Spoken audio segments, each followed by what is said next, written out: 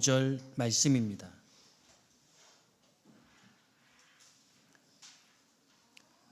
구약성경 1029쪽 이사야 49장 14절 15절 말씀, 우리 2절 말씀이니 한 목소리로 합독해서 올려드리기 원합니다. 시작. 오직 시온이 이르기를 여호와께서 나를 버리시며 주께서 나를 잊으셨다 하였거니와 여인이 어찌 그 젖먹는 자식을 잊겠으며 자기 태에서 난 아들을 긍휼히 여기지 않겠느냐.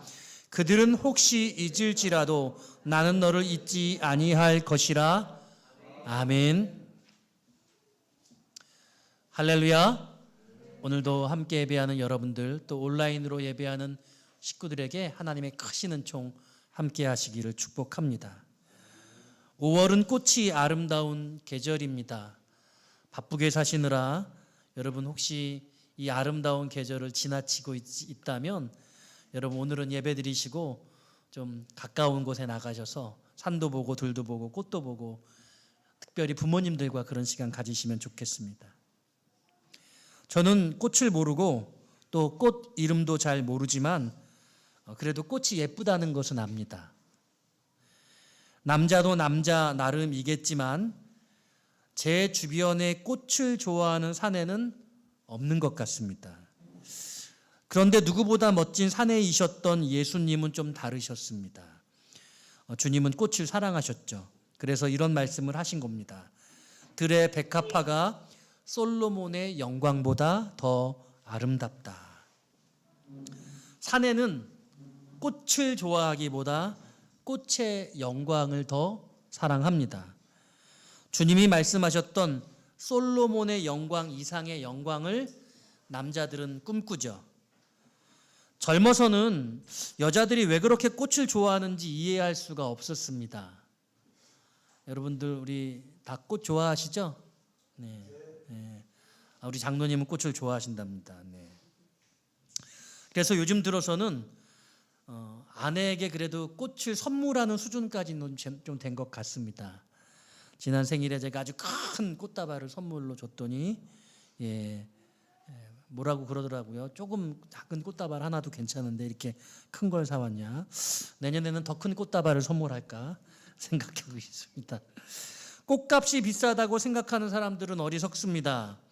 금세 시들어버릴 꽃을 뭐하러 사고 또 왜 그걸 주느냐고 생각하면 그분들은 분명히 연애의 젬병인 겁니다. 사랑을 확인할 수 있는 가장 좋은 것이 꽃이 아닐까 생각합니다. 꽃은 꽃 이상입니다. 꽃을 주는 것은 꽃의 아름다움과 영광을 선물하는 것입니다. 모든 꽃은 자신의 자태와 영광을 한껏 뽐내죠. 꽃을 주면 꽃이 됩니다. 꽃에는 신비한 마법이 있는 것 같습니다. 어쩌면 그건 하나님이 만드신 사랑의 마법이 아닐까 생각해 봅니다. 예수님은 작고 하찮은 들풀도 하늘 아버지께서 입히신다고 말씀하셨죠. 또 하물며 하늘 아버지께서 우리들을 먹이시고 입히시지 않겠느냐고 반문하기도 하셨습니다. 우리 인생을 작은 들풀에 빗대신 것입니다. 여러분은 어떤 꽃을 좋아하십니까? 저는 그래서인지 들풀이 좋고 들꽃이 좋습니다. 장미나 백합이 단 한 송이로도 그 자태를 한껏 드러내며 아름답지만 저는 한 움큼은 모아야 아름다워지는 그런 꽃들이 좋습니다. 개나리, 진달래가 그렇고 벚꽃이 그렇죠. 안개꽃은 더더욱이 그렇습니다. 꽃이 작고 볼품없어 한두 개로는 별것 아닌 듯해도 모아놓으면 그게 그렇게 좋을 수가 없다는 생각을 합니다. 별것 아닌 인생, 내놓을 것 없이 살아왔지만 하나님은 그런 의리들이 쓸모있고 아름다울 수 있다고 말씀하시는 것 같습니다. 혼자서 뽐내는 것보다 같이 모아서 아름다워지는 것이 훨씬 더 멋지다고 말씀하시는 것처럼 느껴집니다. 나를 뽐내는 것보다 누군가의 배경이 되어서 그를 더욱더 돋보이게 하는 것이 더 아름답다고 생각하게 되는 것 같습니다. 여러분들은 장미가 좋으십니까? 아니면 안개꽃이 좋습니까? 여러분들 각자의 취향이겠지만 배경이 되는 인생도 그렇게 나쁜 것 같지는 않습니다. 저는 여러분들이 환하게 활짝 피울 수 있는 그런 인생의 배경 같은 사람이 되고 싶다는 생각을 해봅니다. 오늘은 어버이날이니 안개꽃보다 카네이션을 사실은 보내야 되겠죠. 카네이션의 말을 찾아봤습니다. 색상마다 다른 꽃말을 지니고 있더군요. 가장 전형적인 빨간색은 어버이에 대한 사랑, 당신의 사랑을 믿습니다, 건강을 비는 사랑, 이런 뜻을 가지고 있다고 합니다.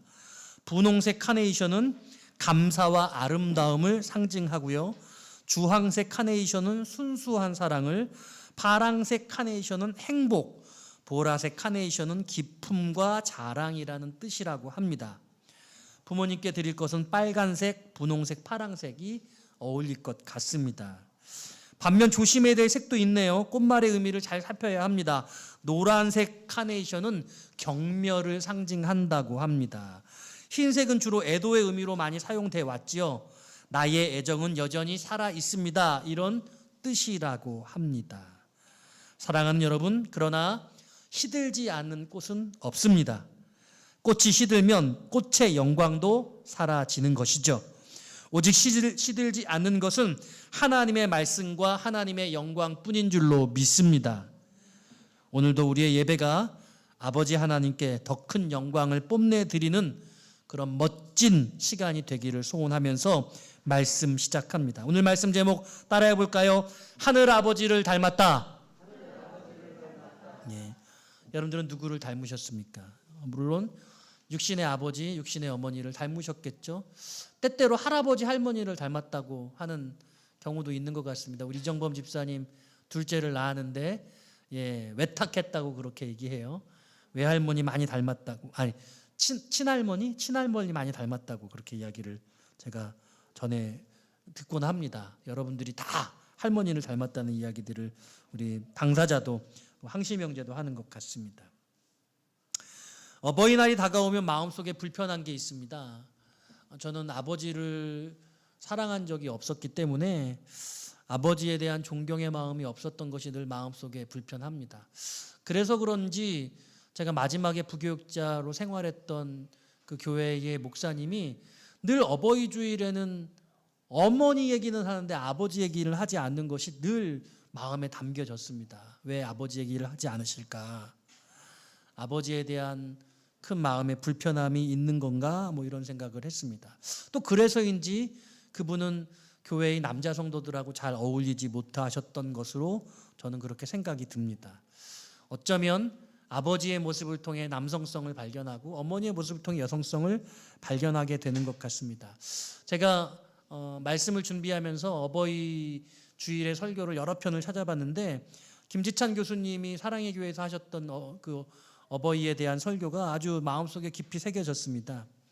이분도 아버지에 대한 어떤 실존적 문제가 있었던 것이죠. 아버지가 가정을 잘 돌보지 않았기 때문에 사실은 아버지에 대한 공경의 마음이 잘 들지 않았다는 것입니다.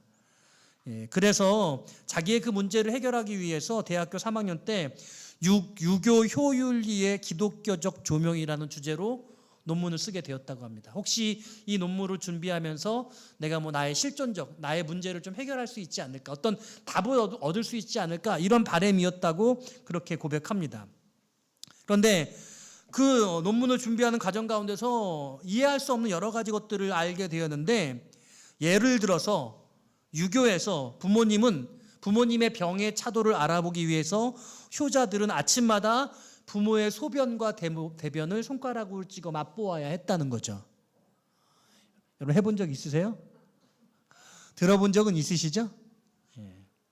게다가 사람이 태어나면 3년 동안은 부모가 대소변을 받아서 길러주기 때문에 부모님이 돌아가시면 묘지 옆에 초가를 짓고 3년 동안 부모의 은혜에 보답하는 심요살이를 해야 한다는 거죠. 이게 말도 안 되는 일이라고 생각했다는 겁니다. 여러분 그런 게 있었어요.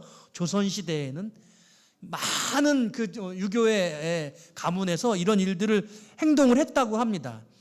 이렇게 3년을 지내는 동안에 벼슬과 관직을 버려야 되고 농사를 지어서는 안 되며 여자를 가까이 해서도 안 되고 하늘이 부끄럽기 때문에 하늘을 보지 못하도록 아주 넓은 갓을 쓰고 다녀야 했다고 합니다. 이 김지찬 교수님, 김지찬 목사님이 이걸 공부하면서 도무지 이걸 받아들일 수가 없었다고 하는 것이죠. 또 여러분 성경에 얼마나 부모에 대한 계명이 많이 있습니까? 여러분 잘 아는 것처럼 10계명 중에 5계명, 내 부모를 공경하라 라는 말씀이 있지 않습니까? 그래서 열심히 신앙생활을 했던 이분이 이 유교효를 공부하면서 이게 마음속에 어떻게 답을 얻을 수가 없어서 고민을 하던 끝에 이런 답을 얻었다는 거예요. 에베소서 6장 4절 말씀에 따르면 아비들아 자녀를 노엽게 하지 말고 주의 교양과 훈계로 양육하라 라는 말씀을 근거로 해서 부모들이 자녀들한테 먼저 잘하면 자녀들도 부모들한테 당연히 잘할 수 있는 것 아닌가, 이렇게 생각을 했다는 것이죠.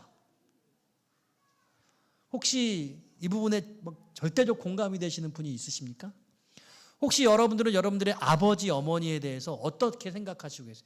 우리 아버지는 날 정말 사랑하시고 잘 키워주셨어, 그렇게 생각이 드세요? 아니면 우리 아버지 정말 너무 아닌 것 같아, 우리 어머니 정말 싫어, 혹시 이러세요?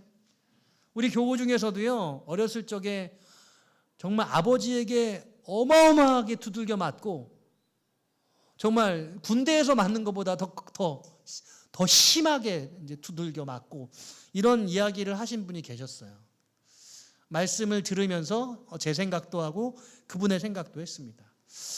어쩌면 그렇기 때문에 좋은 아버지가 더 되고 싶음에도 불구하고 그런 아버지가 되지 못할 수도 있겠다는 생각을 합니다. 저도 저희 아버지를 생각하면서 제가 우리 딸에게 얼마나 좋은 아버지가 될까를 또 스스로 돌아보게 되어지는 것이죠.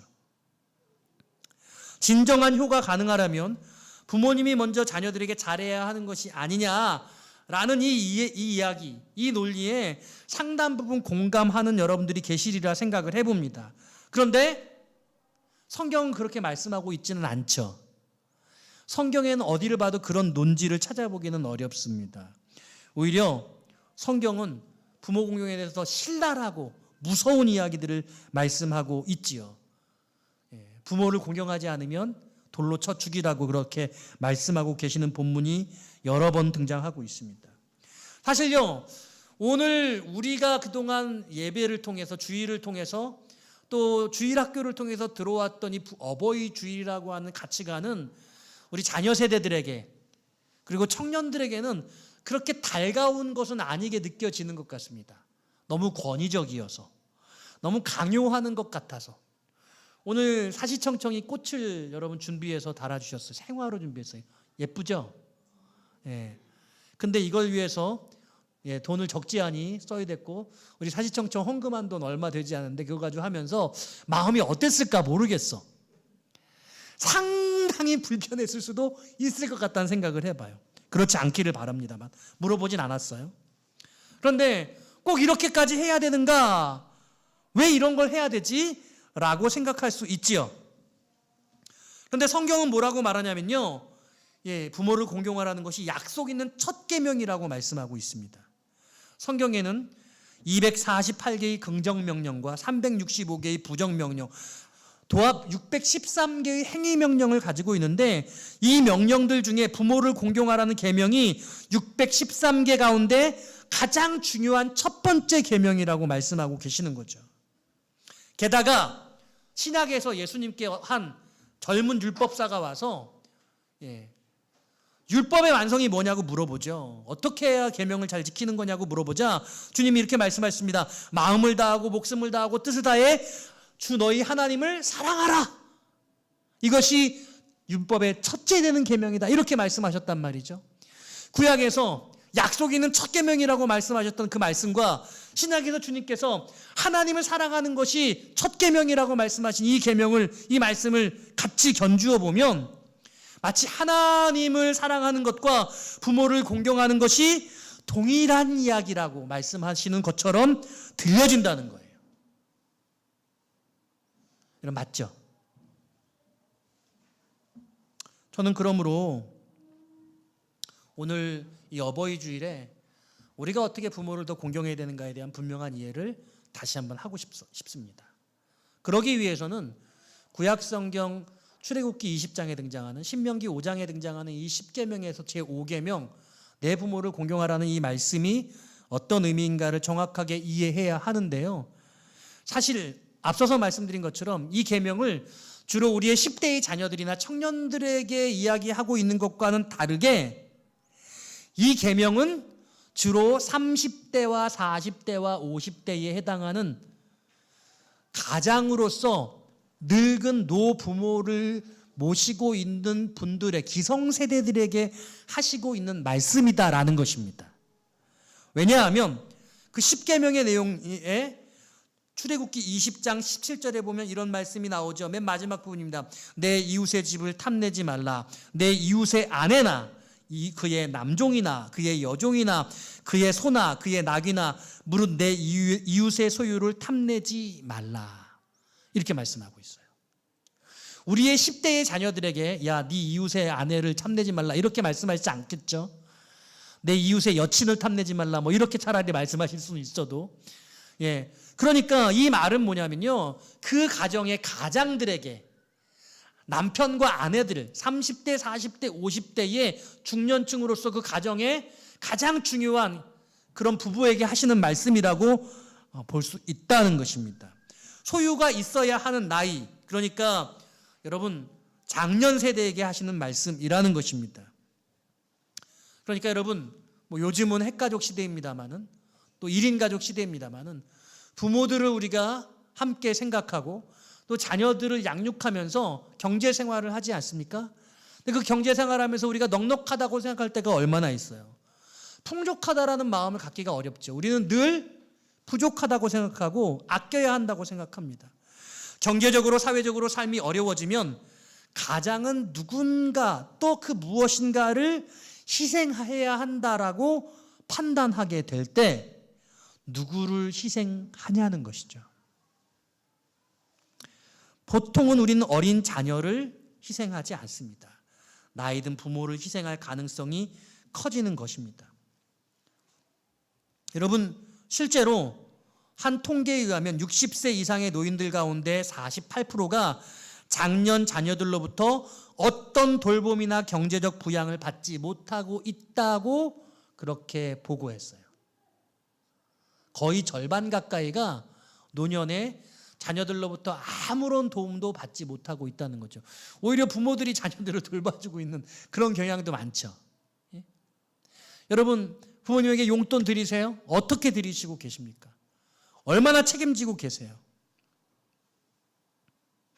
오히려 2015년도에 노인 학대에 대한 신고 건수를 조사해 봤더니 좀 오래된 거긴 한데요. 36.1%가 아들입니다. 아들한테 학대를 당하는 거예요. 15.4%가 배우자, 10.7%가 딸, 4.3%가 며느리. 그래서 합치면 69.6%, 70% 정도가 가족들에게 학대를 받고 있다는 거예요. 제가 조금 더 조사해 봤어요. 2020년도 노인학대 현황 보고서를 보니까 이게 조금 달라져서요. 아들이 34.2%, 배우자가 31.7%, 그리고 기관이 13%의 학대를 학대 가해자라고 말합니다. 그 중에서도 아들, 배우자, 며느리, 딸, 사위, 손녀, 친척, 친족인 경우가 이 학대의 가해자인 경우가 80.3%가 나왔대요. 80%가 우리 가족들로부터 학대를 당하고 있대요. 우리의 부모님들이. 슬픈 일이죠. 그러니까 우리가 얼마나 부모님들을 학대하고 있느냐, 그 학대의 가능성이 상당하다. 말로, 태도로, 경제적인 수단으로 어쩌면 우리는 우리의 부모들을 매우 어렵게 하고 있다. 그래서 성경이 이렇게 10계명의 5번째 계명으로 부모를 공경하라고 말씀하고 계시는데요. 얼마나 이게 여러 번 등장하고 있냐면 출애굽기 21장 15절, 자기 아버지나 어머니를 치는 자는 반드시 죽일지니라, 구타예요. 자기의 아버지나 어머니를 저주하는 자는 반드시 죽을지니라, 21장 17절 저주. 에스겔 22장, 그들이 내 가운데에서 부모를 업신여겼으며 멸시. 잠언 30장 17절, 아비를 조롱하며 어미 순종하기를 싫어하는 자의 눈은 골짜기의 까마귀에게 쪼이고 독수리 새끼에게 먹히리라. 조롱이에요, 부모를 향한. 잠언 28장 24절입니다. 부모의 물건을 도둑질하고도 죄가 아니라 하는 자는 멸망받게 하는 자의 동륜이라. 착취. 잠언 19장 26절 아비를 구박하고 어미를 쫓아내는 자는 부끄러움을 끼치며 능욕을 부르는 자식이니라. 구박하고 쫓아내는 것. 동서고금을 막론하고 부모를 구타하고 저주하고 멸시하고 조롱하고 착취하고 구박하고 쫓아내는 자녀. 이건 10대 20대가 아니라 30대 40대 50대라는 거예요. 그럼에도 불구하고 지금까지의 교회에서는 어버이주일이라고 말하면서 우리 자녀들에게, 학생들에게, 청년들에게 이것들을 가르쳤는데, 실제로 이 본문 출애굽기 20장에 신명기 5장에 들어가는 이 5계명의 가장 중요한 대상, 첫 번째 대상은 여러분이라는 거예요. 여러분. 노부모를 공양하고 있는 30대, 40대, 50대 가장들, 그리고 아내들. 우리는 부모 공경의 계명을 원래의 본뜻대로 분명히 이해해야 할 것입니다. 그리고 어떻게 다시 한번 우리의 노부모들을 공경할 것인지를 깊이 깨달아야 한다는 것이죠. 에베소서 6장 1절에서 4절 말씀 여러분 너무나 잘 아시는 말씀입니다. 자녀들아 주 안에서 너희 부모에게 순종하라. 이것이 옳으니라. 내 아버지와 어머니를 공경하라. 이것은 약속이 있는 첫 계명이니 이로써 내가 잘되고 땅에서 장수하리라. 또 아비들아 너희 자녀를 노엽게 하지 말고 오직 주의 교훈과 훈계로 양육하라. 성경이 부모 공경을 가르치는 세 가지 이유가 있습니다. 첫 번째로 뭐라고 말씀하냐면 에베소서 6장 1절대로라면 그게 옳은 일이기 때문이라는 거예요. 이게 옳으니라. 되게 심플하게 말해요. That's all. 이게 다야. 옳은 일이야.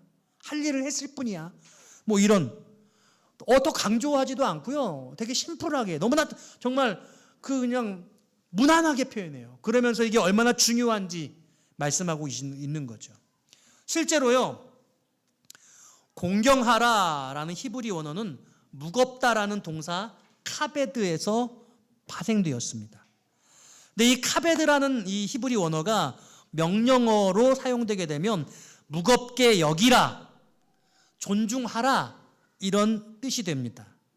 그런데 이 카베드 동사의 강조형 명령법은 구약 성경에서 딱 4번밖에 등장하지 않았어요. 그 하나가 잠언 3장 9절이에요. 내 재물과 내 소산물의 처음 익은 열매로 여호와를 카베드하라, 공경하라. 이사야 24장 15절입니다. 그러므로 너희가 동방에서 여호와를 영화롭게 하며 바다의 모든 섬에서 이스라엘의 하나님 여호와의 이름을 영화롭게 할 것이라. 여기서 카베드라고 쓰여져요. 딱 2번이 하나님께 이렇게 카베드하라고 쓰여졌는데 다른 2번은 출애굽기 20장 그리고 신명기 5장의 제5계명 내 부모를 공경하라가 내 부모를 카베드하라 라고 쓰여진 거예요. 그러니까 하나님과 부모님을 동일한 단어로 공경하라고 성경이 유일하게 기록하고 있다는 거예요. 이 공경하라는 단어가 왕에게 공경하라, 제사장과 선지자에게 공경하라, 목사에게 공경하라 이렇게 쓰이지 않았다는 거죠. 오직 하나님 그리고 부모에 대해서 공경하라고 쓰여지고 있다는 것입니다. 더욱 놀라운 것은 레위기 19장 3절이에요. 여기도 부모 공경의 단어가 나오는데요. 너희 각 사람은 부모를 경외하고 나의 안식일을 지키라. 나는 너희의 하나님 여호와이니라. 여기서 부모를 경외하다라는 히브리어가 야레인데요. 하나님을 경외한다라고 할 때 사용됩니다. 여러분, 우리가 알고 있는 경외의 유일한 대상은 오직 하나님 한 분뿐인 줄로 믿습니다. 믿으시죠? 그런데 하나님께서 당신에게만 사용하기를 허락하셨던 이 야레라고 하는 단어를 부모에게도 허락하셨어요. 부모를 야레하라라고 그렇게 성경이 말씀하고 있는 것입니다. 그리고 신약의 오늘 이 에베소서 6장 1절에서 이게 옳은 일이야 이렇게 말씀하고 계시다는 거죠. 두 번째로 성경이 부모 공경을 가르치는 이유는요. 따라합시다. 그것이 복받는 길입니다. 약속 있는 첫 계명이라고 말씀하고 있죠. 복받는 길이에요. 여러분, 부모를 공경하면요. 부모가 복받는 게 아니라 그 복의 당사자가 누구예요? 공경하는 그 당사자, 30대, 40대, 50대의 그 남편과 아내들, 그 아들, 딸들을 말하고 있는 것입니다. 복의 당사자가 부모들이 아니라 부모를 공경하는 자녀들이라는 것입니다. 그래서 이 약속이는 첫 계명이라고 말씀하신 다음에 이로써 잘되고 내가 땅에서 장수하리라 축복을 선언하셨습니다. 장년 자녀들이 노인 부모를 공경하는 것은 약속이는 첫 계명이고, 따라서 부모를 공경하게 되면 잘되고 땅에서 장수할 것이라고 우리에게 동기를 부여하고 계십니다. 30대, 40대, 50대에 이르는 여러분들이 노인 부모를 공경하는 게 왜 약속이는 첫 계명인지 칼빈의 이야기를 여러분 들어보십시오. 만일 부모 공경이 공경받는 부모의 유익을 목적으로 한 것이라면 너희 하나님 여호와께서 내게 준 땅에서 내 부모의 생명이 길리라고 주어졌어야 할 터인데, 그렇지 않고 내 생명이 길리라고 한 것은 그 부모 공경의 유익이 공경하는 자식에게 있음을 분명하게 보인 것이다. 그러니 부모 공경은 부모를 공경하는 저와 여러분을 위한 것이라고 말씀하고 있는 것입니다.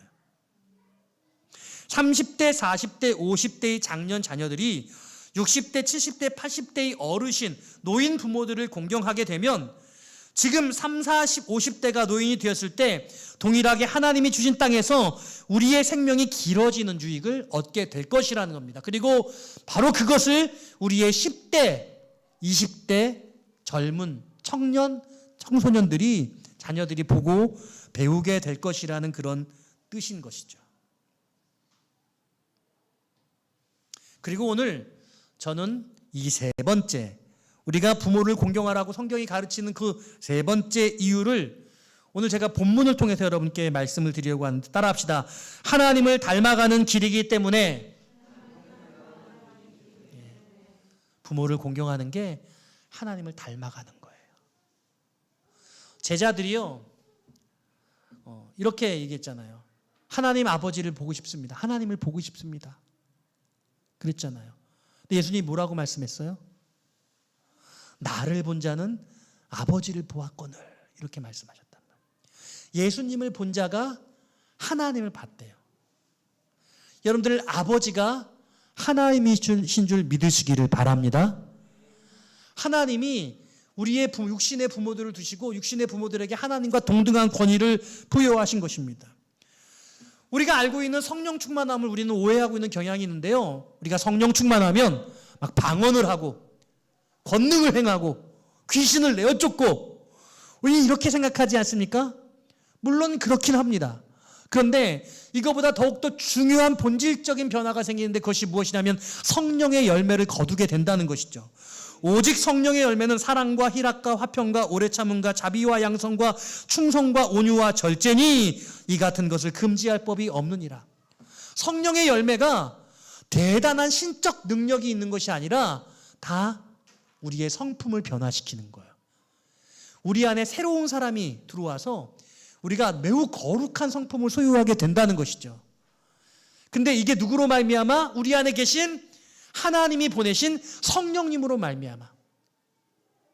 하나님이 우리를 지으실 때 그 코에 생기를 불어넣으시고 하나님을 닮은 존재로 만드셨고, 우리가 성령 충만하게 해지고 성령의 열매를 거두게 되었더니 우리의 성품이 거룩한 성품으로 너무나 훌륭한 인격의 소유자로 변화되더라는 거죠.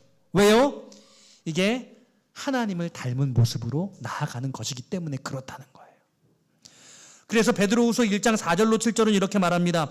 이로써 그 보배롭고 지극히 큰 약속을 우리에게 주사 이 약속으로 말미암아 너희가 정욕 때문에 세상에서 썩어질 것을 피하여 신성한 성품에 참여하는 자가 되게 하려 하셨느니라.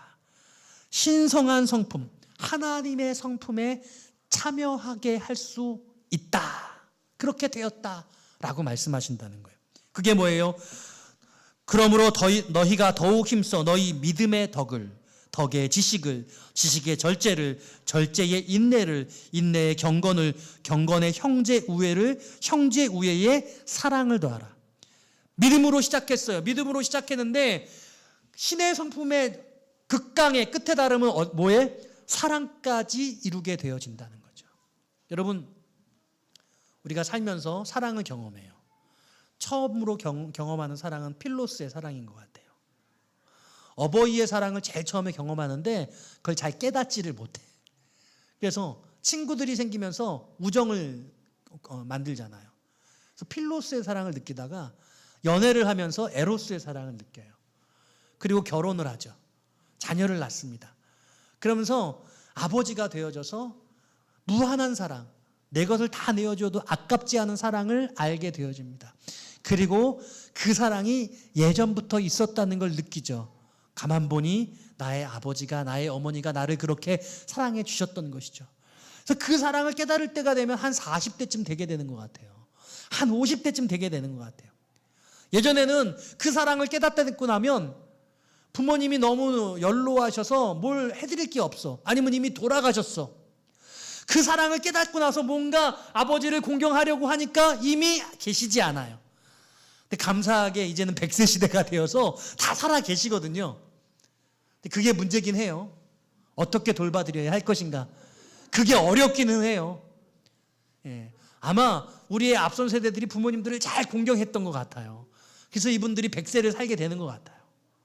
근데 우리가 잘 못하면 이제 수명이 다시 줄어들 수도 있겠죠. 의료가 아니라는 거예요. 저는 의료가 아니라 하나님의 약속 덕분이라고 믿습니다. 예. 그래서 하나님께서 이렇게 신의 성품에 믿음으로 출발해서 거룩한 아가페의 사랑까지 이르는 길을 가게 하셨다는 거죠. 그리고 그와 같은 놀라운 길로 성령의 충만함을 통해 성령의 결실을, 열매를 얻게도 하시지만 육신의 아버지를 두시고 계명을 주어서 그 부모와 어머니와 아버지를 공경하는 것을 통해서 우리가 하나님의 성품을 닮아가도록 하셨다는 거예요. 그래서 오늘 본문의 말씀을 보면요, 이렇게 말씀해요. 여호와께서 나를 버리시며 주께서 나를 잊으셨다. 누가 말했어? 시온이. 이스라엘 백성들에게 어려움이 찾아왔어요. 야, 하나님 날 버렸네.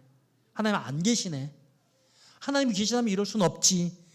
이렇게 하나님을 원망했어요.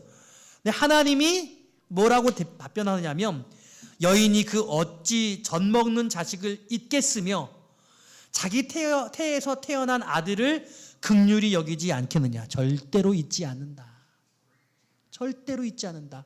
혹 너희들은 잊을지 몰라도 혹시 너희들은 정말 하나님의 성품을 가지고 태어났음에도 불구하고 자식들을 업수히 여기고 자식들을 등졌을지 몰라도 나는 결코 그럴 수 없다. 나는 결코 그러지 않는다.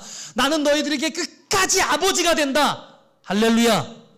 이렇게 말씀하신다는 거죠. 저는 그래서 오늘 여러분들에게 드리는 핵심 말씀은 우리는 하나님을 닮았다는 거예요. 죄로 말미암아 우리가 연약한 그런 오염된 존재로 살아가지만 하나님을 처음 만드실 때는 하나님의 성품을 가진 자였어요. 그리고 성령을 통해서 그리고 하나님의 말씀을 열심히 지키는 과정을 통해서 우리는 점점 더 하나님의 성품으로 나아갈 수 있어요. 여러분들이 그런 사람 되시기를 주의 이름으로 축원합니다. 우리 좀 멋진 사람 됐으면 좋겠어요. 세상 사람들 그 거친 세상에서 막 정말 이기기 위해서 하나님의 성품을 버리는 자가 아니라 그것보다 더 귀한 하나님의 모습을 얻고자 하는 그런 마음의 열망, 하나님의 성품을 내가 닮아가고자 하는 그런 마음의 소원, 그런 것을 갖자는 거죠. 그리고 우리의 노부모를 공경하는 게 바로 그런 길이라는 거예요. 나이가 들면 점점 더 하나님을 바라보게 되는 것 같아요. 아무것도 낙이 없어요. 먹는 것에 즐거움이 없습니다. 눈이 잘 보이지도 않고 이제는 TV를 볼 수도 없고 뭘 들을 수도 없어요. 들리지도 않아요. 자꾸 까먹어요. 그래서 이렇게들 말씀하세요. 나 이제 그만 살고 싶어. 그만 살고 싶어. 하늘의 소망을 가지는 거예요. 여러분, 근데 그때 유일한 기쁨이 뭘까요? 자녀들이 공양해 드리는 거예요. 공경해 드리는 거예요. 보살펴 드리는 거예요. 네? 저는 박소자 권사님한테 가서 가끔 밥 해달라고 그러기도 해요. 제가 밥을 해드려도 좋지만 그럼 조금 움직이세요. 왜 이렇게 안 움직이시는지 꼼짝도 안 하시려고 그래. 그래서 가서 좀 움직이시라고 제가 이제 그래요. 김경희 권사님, 제가 아들은 아니지만 아들같이 역할을 하고 있는데 이제 정말 힘이 없어서 다 잊어버리세요. 주일날 예배 설교하고 있는데 막 전화가 오셨었어요. 언제 어떻게 될까 제가 요즘에 노심초사하고 있습니다. 임종을 같이 함께 할 수 있어야 될 텐데 그 순간을 알 수 있게 해주세요. 집이 좀 넓으면 모시고 싶은데 그럴 수가 계단이 많아서 그럴 수가 없어요. 그럼에도 불구하고 제 마음은 그분들에게 늘 가 있죠. 사랑하는 여러분, 혹시 여러분들의 아버지, 어머니에 대한 미움을 가지고 계세요? 여러분들의 시아버지, 시어머니 불편하십니까? 여러분 그렇게 여기지 마세요. 그 복이 그분들의 것이 아니라 그분들을 공경하는 여러분들의 것이에요. 여러분들이 그렇게 공경해 나갈 때 우리는 하나님의 아버지의 모습을 닮아가게 되어 있습니다. 그리고 그 복을 여러분들이 누리게 되는 거예요. 오늘 이 어버이 주일에 하늘 아버지를 닮은 여러분들 되시기를, 부모님을 끝까지 공경하고 그 부모님 하나님의 품에 안겨드리는 그날까지 끝까지 여러분 사랑으로 섬기시고 하나님처럼 섬기시는, 받드시는 저와 여러분 되시기를, 그래서 그 첫 번째 복 주신 그 계명의 여러분 수혜자들 되시기를 주님의 이름으로 축원드립니다.